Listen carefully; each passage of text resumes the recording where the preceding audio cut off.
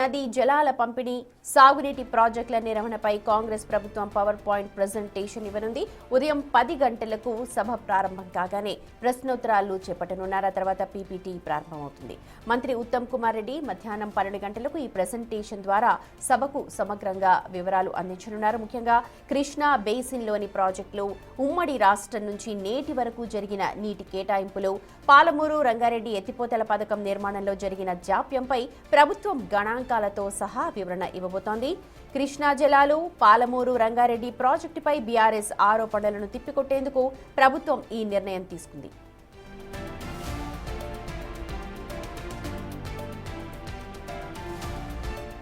ప్రధానంగా పాలమూరు రంగారెడ్డి ప్రాజెక్టు విషయంలో ప్రతిపక్ష బీఆర్ఎస్ చేస్తోన్న ఆరోపణలను తిప్పికొట్టడమే లక్ష్యంగా ప్రభుత్వం ఈ వ్యూహాన్ని అమలు చేస్తోంది. ప్రాజెక్టుల రీడిజైనింగ్, నిధుల వినియోగం, అలాగే కృష్ణా రివర్ మేనేజ్మెంట్ బోర్డు పరిధిలోకి ప్రాజెక్టుల బదిలీ లాంటి అంశాలపై గత పాలకుల వైఖరిని ఎండగట్టేందుకు ప్రభుత్వం సిద్ధంగా ఉంది. కృష్ణా జలాల్లో తెలంగాణకు దక్కాల్సిన వాటా విషయంలో రాజీ పడే ప్రసక్తే లేదని, వాస్తవాలను గణాంకాల రూపంలో సభ ముందు ఉంచడం ద్వారా ప్రతిపక్షాల విమర్శలకు చెక్ పెట్టాలి అంటూ అధికార పక్షం భావిస్తోంది.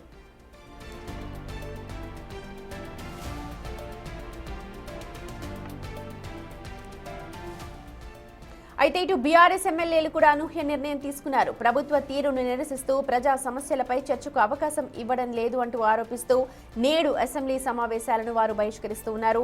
ప్రతిపక్షం లేని సమయంలో ప్రభుత్వం ఏకపక్షంగా ప్రెజెంటేషన్ ఇస్తోందంటూ వారు విమర్శిస్తూ ఉండగా, చర్చకు భయపడే బీఆర్ఎస్ నేతలు సభ నుంచి పారిపోయారునంటూ అధికార పక్షం కూడా మండిపడుతోంది.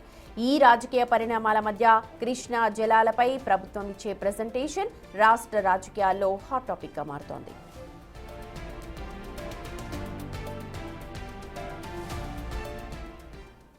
మా ప్రతినిధి వాసు లైవ్ లో జాయిన్ అవుతున్నారు. వాసు, ఇవాళ బీఆర్ఎస్ అసెంబ్లీని బహిష్కరించింది, కానీ నీటి ప్రాజెక్టులు సంబంధించి చాలా ముఖ్యమైన అంశంపై ఉత్తమ్ కుమార్ రెడ్డి ప్రెజెంటేషన్ ఇవ్వబోతూ ఉన్నారు. కానీ అక్కడ ప్రతిపక్షం లేదు. దీనికి సంబంధించి ఎలాంటి వాదనలు వినిపిస్తున్నాయి?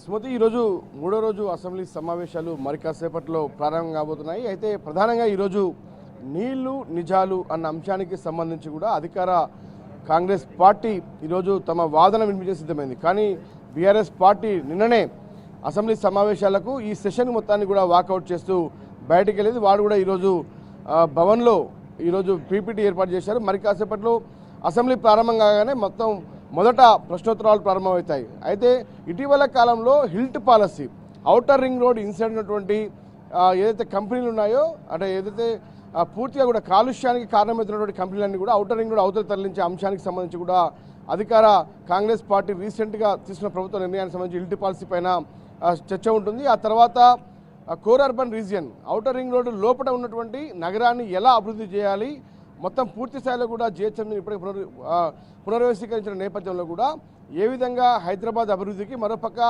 తెలంగాణ రాష్ట్రాన్ని 3 విభాగాలుగా విభజించి అభివృద్ధికి ఏ విధంగా ప్రభుత్వం ప్రయత్నాలు చేస్తుంది, వాటిపైన చర్చ ఉంటుంది. కానీ 12 గంటలకు నీటిపారుదల శాఖ మంత్రి Uttam Kumar Reddy power point presentation, అంటే పూర్తిగా కృష్ణా జలాలకు సంబంధించి కావచ్చు, గోదావరి జలాలకు సంబంధించి కావచ్చు, తెలంగాణ రాష్ట్రానికి ఆధారంగా ఉన్నటువంటి నీటి వనరులు ఏవైతే ఉన్నాయో కృష్ణా గోదావరి అంశాలపైన, నీటి ఏదైతే ఏపీకి తెలంగాణ ఉన్నటువంటి ఇబ్బందులు కావచ్చు, ఇతర రాష్ట్రాలతో ఉన్న ఇబ్బందులు కావచ్చు, ప్రాజెక్టుల పైన ఉన్నటువంటి ఇబ్బందులు కావచ్చు, అనుమతులు ఏంటి, గత బీఆర్ఎస్ పాలనలో 10 ఏళ్ల పాలనలో బీఆర్ఎస్ చేసింది ఏంటి, ప్రస్తుతం కాంగ్రెస్ పార్టీ చేస్తుంది ఏంటి అన్న అంశాలపైన కూడా ఇటీవల కాలంలో కేసీఆర్తో పాటు, హరీష్ రావుతో పాటు, మరోపక్క కేటీఆర్ చేస్తున్నటువంటి ఆరోపణలకు సంబంధించి అసెంబ్లీ వేదికగా బదిలిచ్చే అంశానికి సంబంధించి కూడా బీఆర్ఎస్ పార్టీ చేస్తున్న ప్రతి ఆరోపణ కూడా సమాధానం ఇస్తానికి కాంగ్రెస్ పార్టీ సిద్ధమైంది. మరోపక్క ప్రభుత్వం తరఫున చేస్తున్నటువంటి పనులేంటి, ఇప్పటికే కోర్టుల్లో కావచ్చు, సిడబ్ల్యూసీ కావచ్చు, కృష్ణా రివర్ బోర్డుతో పాటు గోదావరి రివర్ బోర్డు సంబంధించినటువంటి అంశాల దగ్గర పెండింగ్లో ఉన్నటువంటి విషయాలు ఏంటి,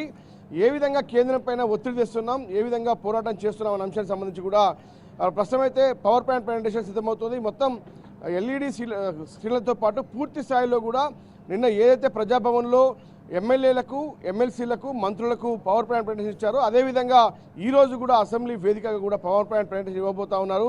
దీనికి ముఖ్యమంత్రి రేవంత్ రెడ్డి కూడా ఆ ప్రెజెంటేషన్ తర్వాత కూడా మాట్లాడబోతా ఉన్నారు. అంటే జలవనరుల విషయంలో కూడా తెలంగాణకు రావాల్సిన వాటా పైన ఏ విధంగా పోరాటం చేస్తుంది ప్రభుత్వం అన్న అంశానికి సంబంధించి సుప్రీంకోర్టులో కేసులున్నాయి, సిడబ్ల్యూసీ దగ్గర కేసులున్నాయి, గోదావరి రివర్ బోర్డు దగ్గర కూడా కేసులు ఉన్నాయి. వాటన్నిటి అంశానికి సంబంధించి కూడా పోలవరం బనకచర్ల విషయంలో కావచ్చు, పాలమూరు రంగారెడ్డి ఎత్తిపోతల పథకానికి సంబంధించి కావచ్చు, బీఆర్ఎస్ పార్టీ గతంలో చేసింది ఏంటి, చెప్తుంది ఏంటి అన్న అంశానికి సంబంధించి కూడా ప్రజల ముందు వాస్తవాలు ఉంచాలి. కాబట్టి ఈరోజు ఈ అంతా తెలుసుకొని బీఆర్ఎస్ పార్టీ వాకౌట్ చేసింది. వాస్తవాలు తెలిసిపోతాయి.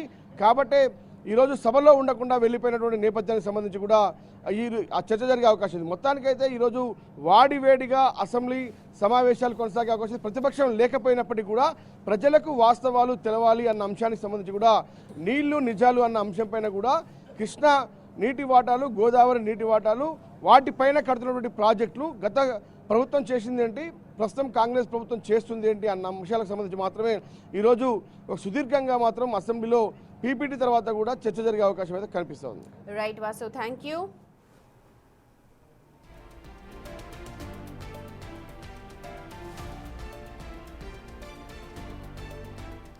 కృష్ణా గోదావరి జలాలకు సంబంధించి గత పాలకులు ఏం చేశారు, ప్రస్తుతం కాంగ్రెస్ పార్టీ చేపట్టిన ప్రాజెక్టులు ఏంటి, వాటి వినియోగం ఏంటి, దానిపైన ప్రజలకు క్లియర్ కట్గా అర్థం అవ్వాల్సిన అవసరం ఉంది అన్న నేపథ్యంలో ప్రభుత్వం ఇవాళ అసెంబ్లీలో పీపీటీని చేస్తోంది. ఉత్తమ్ కుమార్ రెడ్డి దాదాపు 12 గంటల ప్రాంతంలో దీన్ని వివరించబోతున్నారు.